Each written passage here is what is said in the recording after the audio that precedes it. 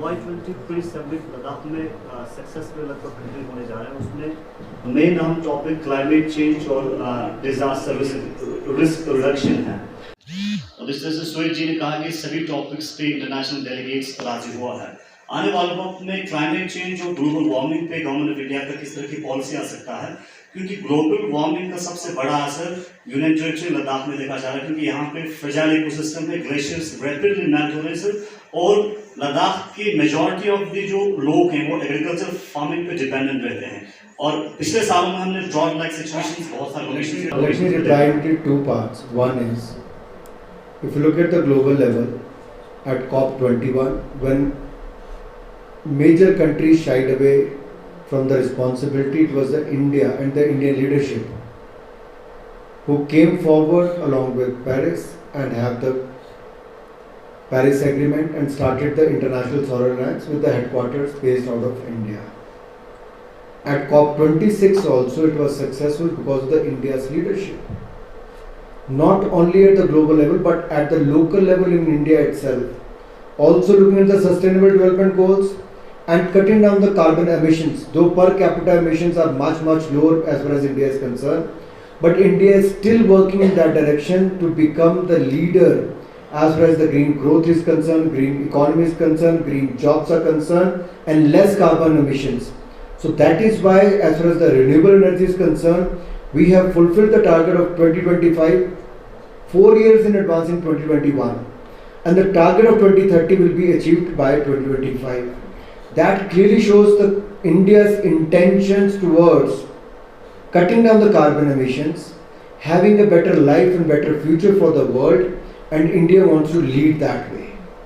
And here at the Y20 dialogue, there was a good dialogue, discussion, deliberations, and finally, as rightly said, that unanimously we have agreed on certain points, which is a good thing for any conference, that unanimity is there, which is very difficult. And on all 5 themes, if unanimously you come together and prepare a paper in a pre-summit and move towards the main summit, that's a right step in the right direction. Thank you. Anyone else?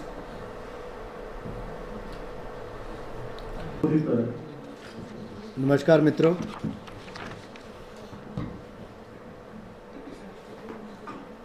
ये भारत के लिए सौभाग्य की बात है कि आज़ादी का 75वां महोत्सव हम मना रहे हैं और G20 की अध्यक्षता का अवसर भी मिला है। हमसे पहले भी कई देशों ने किया होगा, अपने हर संभव अच्छे प्रयास किए होंगे, लेकिन भारत में हो रहा G20 एक नए कीर्तिमान स्थापित कर रहा है, जहां एक और डिस्कशन, डेलिब्रेशंस, मीटिंग्स बहुत अच्छी चल रही हैं, वहीं दूसरी ओर भारत के रिच आर्ट, कल्चर, हेरिटेज, इसको देखकर भी दुनिया भर के 12,000 से ज़्यादा जो अब तक लोग भारत में आए हैं, उन्होंने बहुत प्रशंसा की है। उन्होंने कहा शायद ऐसा सुखद अवसर कोई और नहीं मिलता कि भारत के विभिन्न पहलुओं को जानने का अवसर मिलता, आर्ट, कल्चर, लैंग्वेज को जानने का, हेरिटेज को देखने का अवसर मिलता।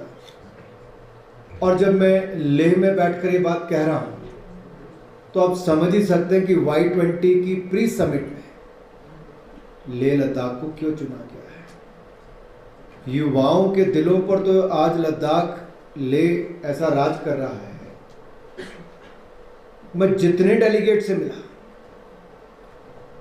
G20 कंट्रीज के, अगर देखा जाए गेस्ट कंट्रीज को मिला के 21 देशों ने भाग लिया। 103 हमारे यहाँ पर लोगों ने, रिप्रेजेंटेटिव्स ने यहाँ पर भाग लिया है। 53 गर्ल्स हैं, 50 बॉयज़ हैं, यानी कि महिलाएं 53 और 50 वह हमारे साथी आए हैं। जिनसे भी बात की वो लद्दाख की खूबसूरती को देखकर, लेके यहाँ पर इस मीटिंग को करके, मॉनेस्ट्री से लेकर नदी को देखकर, यहाँ के कल्चर को देखकर यही कहता है कि वो फिर वापस आएंगे परिवार के साथ, दोस्तों के साथ। दूसरा, जो चर्चा हुई है वो बहुत सफल हुई। सभी जो हमारे टॉपिक्स हैं उस पर। जब मैं कहता हूं कि बहुत सफल Y20 की प्री समिट रही, तो कुछ लोगों को दर्द तो हुआ होगा। जिन्होंने लेह में Y20 की समिट से पहले भय फैलाने का प्रयास किया, भ्रम फैलाने का प्रयास किया, यहां तक कि स्टेटमेंट्स तक दे दी कि यहां पे नहीं होना चाहिए। लेह में हुआ भी और बहुत सफल Y20 की प्री समिट हुई है। मैं ऑन रिकॉर्ड कहना चाहता हूं, सभी सब्जेक्ट पर जो हमने टॉपिक चुने हैं, एक मत से यूनानिमसली चर्चा में भाग लेकर उसके आगे भी हम बढ़े हैं, और इस सही दिशा में हमारी Y20 की समिट जा रही है। और अगर मैं टॉपिक्स की बात करूं, जहां हम शेयर्ड फ्यूचर की बात करते हैं, youth in democracy and governance, तो भारत से अच्छा उदाहरण कहां होगा। दुनिया की सबसे बड़ी युवा आबादी वाला देश, और युवाओं की भूमिका जैसे स्टार्टअप इकोसिस्टम से लेके एंटरप्रेन्योरशिप से लेके दुनिया भर की बड़ी कंपनीज में हमारी जो लीडरशिप मिली है। लेकिन जो चैलेंजेस भविष्य के हैं, फ्यूचर स्किल्स 4.0, उसको लेके क्या करना है। कोविड के समय भी जो चुनौतियां आई, रीस्किल, अपग्रेड योर स्किल्स, उसको लेके क्या, तो उस पर बहुत अच्छे सुझाव आए हैं कि टेक्नोलॉजी अडॉप्शन से लेके बाकी सब क्या होगा। मैं ज़्यादा विस्तार में तो जा नहीं पाऊंगा, लेकिन उस दिशा में बहुत अच्छे सुझाव आए। एजुकेशन, फॉर्मल एजुकेशन के बजाय साथ साथ नॉन फॉर्मल एजुकेशन का भी रोल क्या हो, ऐसे बहुत सारे लोगों ने मेरे सेशन वाले में भी बहुत अपने सुझाव दिए हैं। फिर जो क्लाइमेट चेंज एक चुनौती देश और दुनिया भर के लिए बनी है, तो डिजास्टर रिस्क रिडक्शन कैसे हो, making sustainable way of life कैसे हो। तो प्रधानमंत्री मोदी जी का जहां मिशन लाइफ भी हमने देश दुनिया के सामने रखने का प्रयास किया, भारत ने जो कदम उठाए हैं उस दिशा में, इंटरनेशनल सोलर अलायंस हो, ग्रीन हाइड्रोजन का हब बनाने की बात हो, हमारी रिन्यूएबल एनर्जी में अपनी टारगेट को समय से पहले पूरा करने की बात हो, कार्बन एमिशंस को कम करने की बात हो, ग्रीन इकोनॉमी खड़ी करने के लिए ग्रीन इन्वेस्टमेंट्स लाना और ग्रीन ग्रोथ, ग्रीन जॉब्स देने की बात हो। भारत ने जो कदम उठाए हमने उसको भी साझा किया है, और अन्य देशों ने भी अपने सुझाव और अपने विचार उसमें किए हैं। पीस बिल्डिंग की जब हम बात करते हैं, तो भविष्य सुरक्षित कैसे हो और पीसफुल कैसे हो, इसमें युवा के मन में तो सदा पीस के लिए ही रहता है। और जब भारत की बात आती है, तो महात्मा गांधी के देश में इससे बड़ा उदाहरण क्या हो सकता है पीस का। और जिस धरती पे मैं आज हूँ, लेह में, हम कह सकते हैं भारत ने युद्ध नहीं बुद्ध दिए हैं, ये प्रधानमंत्री मोदी जी ने कहा, और ये सही है। लेह की धरती से कहते हो और भी इसको बल मिलता है।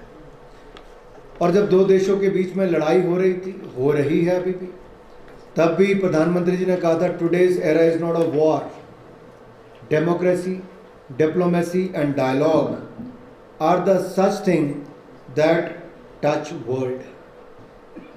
तो सही मायने में जो G20 के देशों ने भी इसको स्वीकारा, उस समय युवाओं के बीच में भी जो अलग अलग पहलू देखने को मिले, युवाओं में एक अलग सी उत्सुकता थी कि ऐसा कैसे था कि जो पहले कभी मिलिटेंट्स रहे वो Y20 की कंसल्टेशन मीटिंग में आए।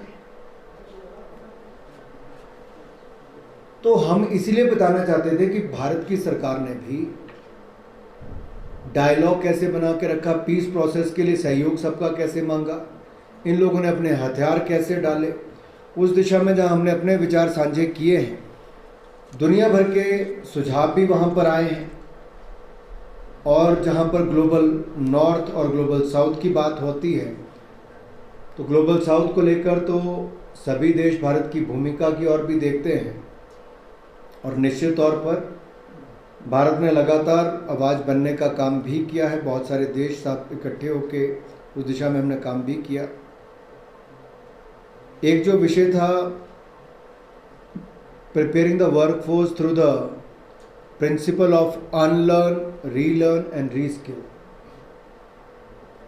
उसमें भी सॉफ्ट स्किल्स के ऊपर बल दिया जाए, इंक्लूडिंग कम्युनिकेशन एंड प्लानिंग, क्योंकि ये सोशियो इकोनॉमिक डेवलपमेंट के लिए बहुत एसेंशियल है, ज़रूरी है।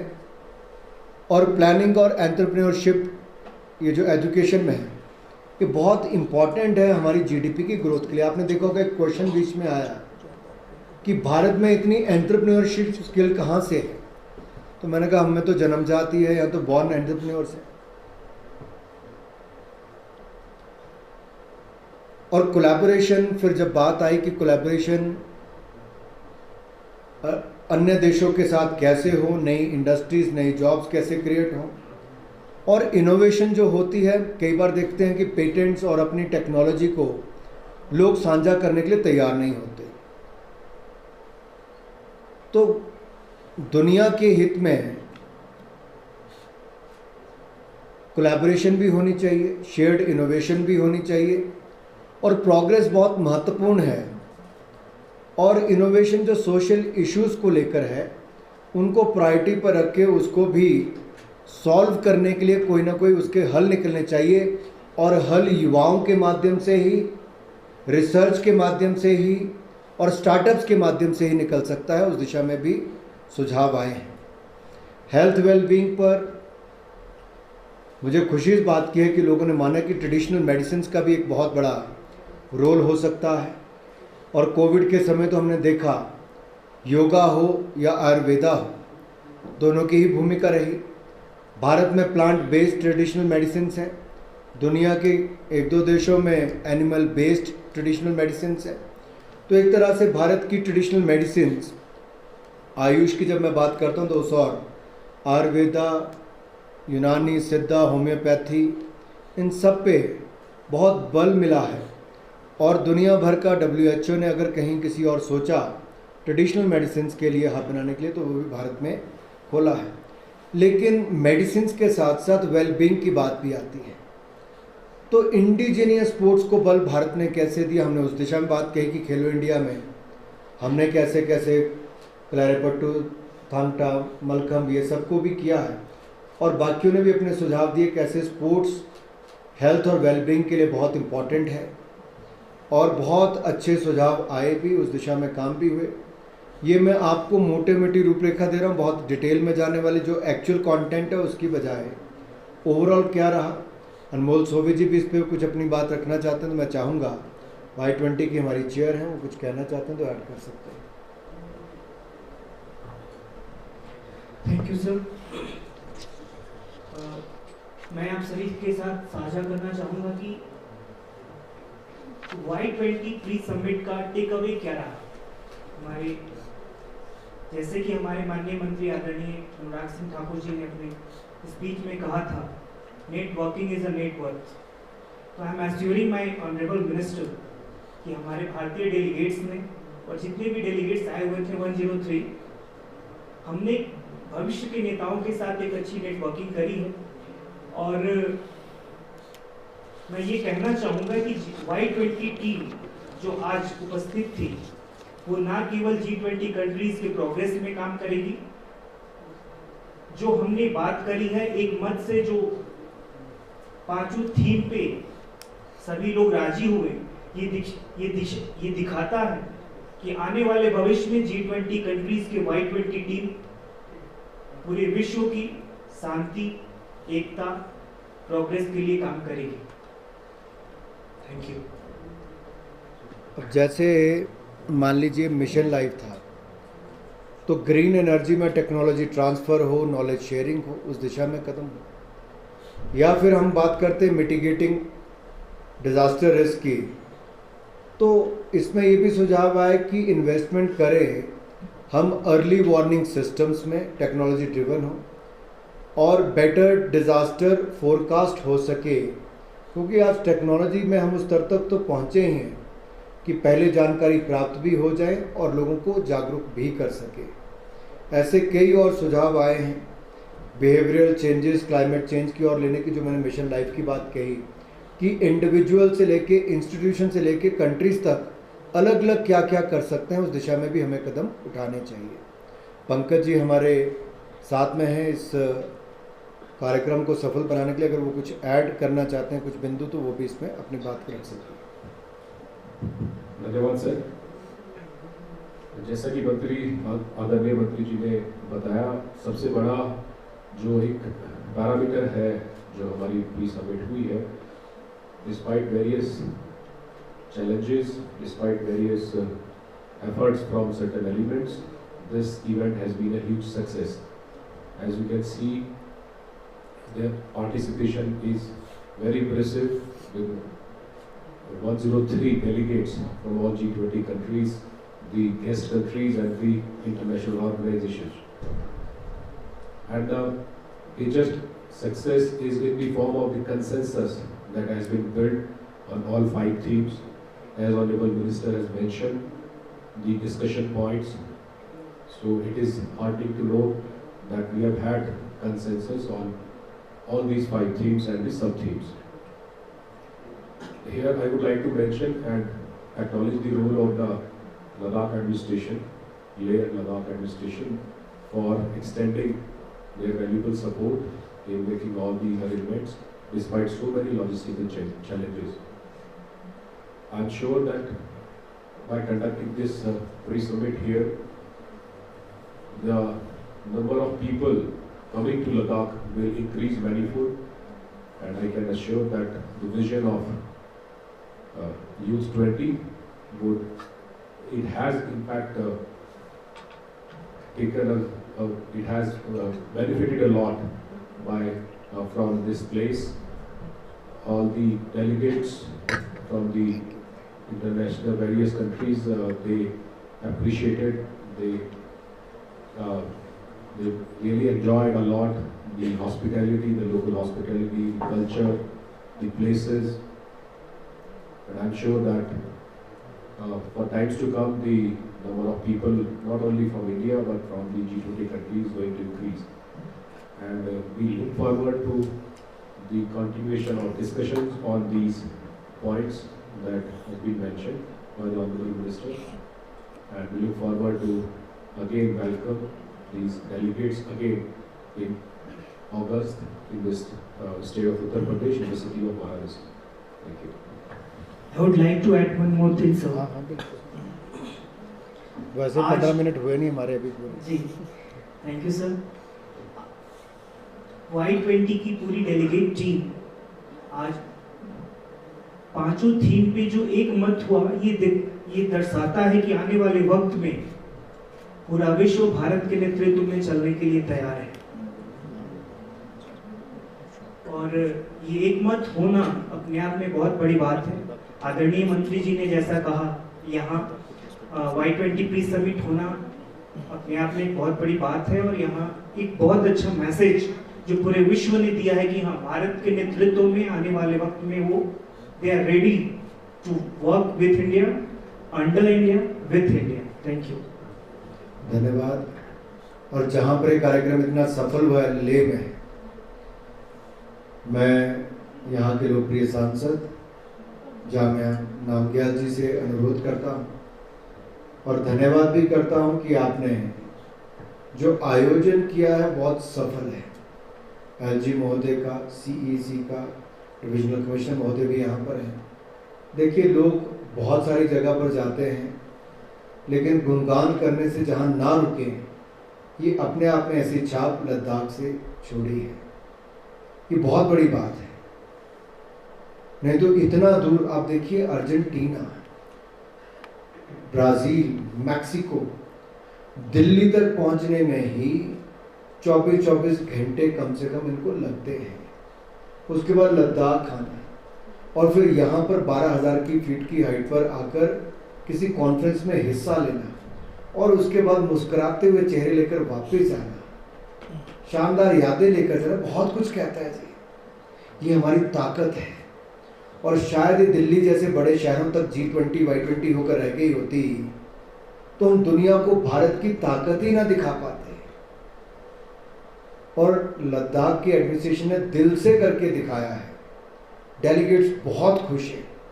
103 में से शायद एक ने भी ये नहीं कहा। मैंने तो हर किसी से पूछा बीच में, जब खाना खाने के बाद अभी बाहर, फिर अपने सेशन में, they were so happy, so happy. It speaks volume of the hospitality of India and how India can host the events, and to the magnitude of the kind of hospitality we give. The people of Ladakh are also very, very warm. That is also very important. If you look at from northeast to the northern belt of Jammu Kashmir, Ladakh, Himachal and Uttarakhand, they're basically into the hospitality industry, and that is why when anyone comes here, Atithi Devo Bhav, उसको सिद्धार्थ करके दिखाते हैं. ज़्यादा समय नहीं लूँगा क्योंकि नामग्याल जी को मैं चाहूँगा कि वो भी अपनी बात यहाँ पर रखें. बहुत बहुत धन्यवाद माननीय मंत्री जी. मैं सबसे पहले पूरे लद्दाख वासियों की ओर से माननीय यशस्वी प्रधानमंत्री नरेंद्र मोदी जी को आभार प्रकट करना चाहूँगा, क्योंकि G20 एक इंटरनेशनल लेवल इवेंट जिस तरह हमारे देश के अलग अलग कोने में अलग अलग सिटीज़ में हो रहा है, उसी में लद्दाख में भी इसका एक पार्ट हो, ये प्रधानमंत्री जी ने इंश्योर किया. और मैं माननीय मंत्री अनुराग ठाकुर जी को भी बहुत बहुत आभार प्रकट करना चाहूँगा. आप स्वयं लद्दाख आके इस चीज़ का इंश्योर किया कि यहाँ पे G20 सक्सेसफुली इस Y20 का प्री समिट हो. हम सब आपको बहुत बहुत आभार व्यक्त करते हैं. Ladakh one of the best tourism destination के तौर पे जाने जाते हैं, लेकिन उसके अलावा भी यहाँ के जो डाइवर्स कल्चर, यहाँ के लोग, यहाँ के हम्बल, यहाँ के कल्चरल कोएग्जिस्टेंस, यहाँ के क्लाइमेट, यहाँ के इन्वायरमेंट, सभी चीज़ मुझे लगता है प्रधानमंत्री जी ने इस चीज़ को इसीलिए चुना है क्योंकि लद्दाख से पूरे दुनिया बहुत कुछ सीख सकते हैं. जिस तरह 5 थीम यहाँ माननीय मंत्री जी ने कहा, मैं उसको रिपीट नहीं करूँगा, लेकिन ये 5 थीम एक लेबोरेटरी के तौर पे, एक एग्जाम्पल के तौर पे लद्दाख में देखा जा सकता है. और सभी डेलीगेट्स ने गेस्ट कंट्रीज को इंक्लूड करके 21 देशों के लोग लद्दाख आके 103 डेलीगेट्स ने इस पे चर्चा किया, इस पे डायलॉग किया, इस पे डिस्कस किया, इस पे डिस्कोर्स किया. आगे जाके लद्दाख के चाहे कल्चर हो, चाहे परंपरा हो, यहाँ की आबादी हो, यहाँ के लोग हो, यहाँ के रहन सहन, वाइल्ड लाइफ, जितने खूबसूरती लद्दाख के नेचर में है, लद्दाख के कल्चर में है, यही नेचर और कल्चर को हम साथ लेके लद्दाख के फ्यूचर ब्राइट करने का काम में यही डेलीगेट जो है इंटरनेशनल लेवल पे लद्दाख के एम्बेसडर बन के जाएंगे. हम भारत सरकार को आभार व्यक्त करना चाहते हैं और साथ ही साथ यहाँ के लेफ्टिनेंट गवर्नर महोदय के लीडरशिप में, यहाँ के प्रशासन ने, यहाँ के दोनों काउंसिल ने काफी इसमें एफर्ट डाल के इसको इंश्योर करने की कोशिश किया. हमसे जितना हो पाया, चाहे यहाँ के हर एक लेजन ऑफिसर से लेके गाड़ी ड्राइवर से लेके होटल के ऑर्गेनाइजर्स, सभी लोगों ने दिन रात लगा के इस इवेंट को इतना सक्सेसफुल करने का हमें सौभाग्य प्राप्त हुआ. हमें उम्मीद है ये एक इंटरनेशनल लेवल के भारत के नाम रोशन करने का लद्दाख का भी एक योगदान डेफिनेटली रहेंगे, और इसके लिए मैं भारत सरकार को एक बार फिर से धन्यवाद देता हूँ. Thank you. Anyone else? So let me conclude it in 2 minutes to give you a compact bite, and that will work for you. So friends, let me first thank all the delegates from across the world. From 21 countries, we had 103 representatives in the Y20 summit, pre-summit at Leh Ladakh. All the delegates were very happy with the rich culture, traditions, and the way we hosted them. They were mesmerized with the beauty of Leh Ladakh. And the best thing is, we had a great discussion, deliberations, and the dialogue what we had helped us to prepare the communique. In that direction the paper is moving.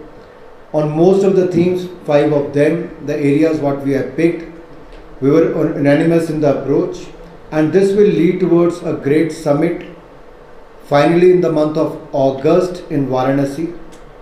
I'm glad to say, that 21 countries, 50 out of that 103 representatives, 53 were women and 50 were men. When we took the feedback, they were so happy with the organization of the Y20 in Ladakh and seeing the Indian culture. I still remember when I was in Assam, the previous chair from Indonesia, Michael, I think. Yeah, Michael. He came and he spoke to me. He said, "We can't believe what you have done in India for the G20. I wish we would have done that in Indonesia. We missed the bus." Now Brazil is coming and saying You have set very high standards. Whether we will be able to achieve it or not, all we have tried to do is the thousands of years culture, rich heritage and tradition, we should showcase it to the world. We should show that also, but at the same time, the new India, the India which is moving in the right direction, which is giving leadership in many areas, which is becoming stronger with each passing day, from the field of technology to the pharma and to the space to the drone. We are moving in different. They will have a lot of takeaways. Many countries, their representatives wanted to come and collaborate, associate in certain areas, especially in the field of emerging technologies. They were very keen. So I think parallel to the, or maybe apart than this Y20 conclave, Y20 pre-summit, they have interest in many other areas of the policy research and to work in collaboration from youth to youth dialogue in future also, so that post this summit, when you come out with a communique and the paper, how to implement it in their respective countries, how to take it forward. They still want to continue that post that also, I think, which is a great sign that there is more bonding among them. There is a network being created not for today but for future as well. I think that is a big takeaway for us. Thank you.